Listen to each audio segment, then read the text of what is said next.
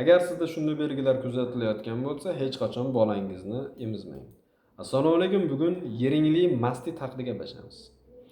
Yiringli mastit bu sut bezining bakterial infeksiyasi hisoblanadi. Odatda laktatsiya davrida, ya'ni emizish davrida yuzaga keladigan bir o'ziga xos kasallik. Risk omillariga keladigan bo'lsak, emizish bilan bog'liq muammolar, sutni tutilishi va yara yoki yarim steril holatlarda bilan bog'liq bo'lishi mumkin va o'sha jarohatlangan, ya'ni tirnalgan joylarga stafilokokk bakteriyasining tushib qolishi natijasida bu kasallik rivojlanadi.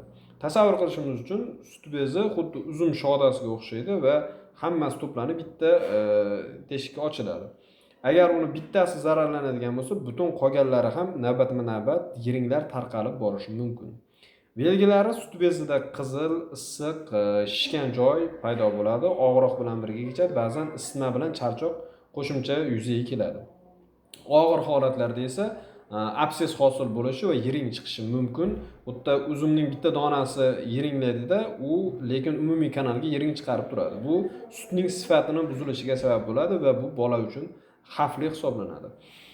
Tekshiruvlarda klinik ko'rinish, ya'ni qizargan, shishgan belgisi ko'rinadi. Bundan tashqari sutning holati ham o'zgarib qoladi, chunki unga yiring qo'shilgani hisobiga. Ba'zan esa ultratovush tekshiruv yordamida o'sha absesni aniqlanadi, ya'ni qaysi qismida xuddi shunaqa yiringli jarayon, yiring to'planib qolgan, shuni aniqlash mumkin bo'ladi.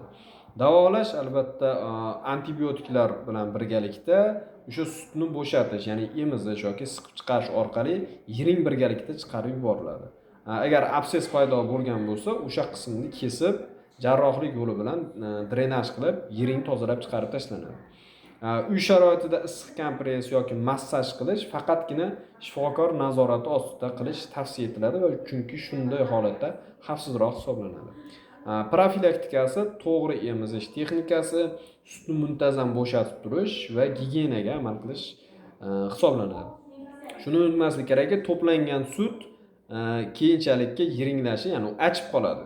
Ichkarida achib qoladi. Shuning uchun tezroq bir necha sutka davomida bir necha marta bolani emizib turishni tavsiya etiladi, chunki bunday asoratlarga olib kelmasligi uchun.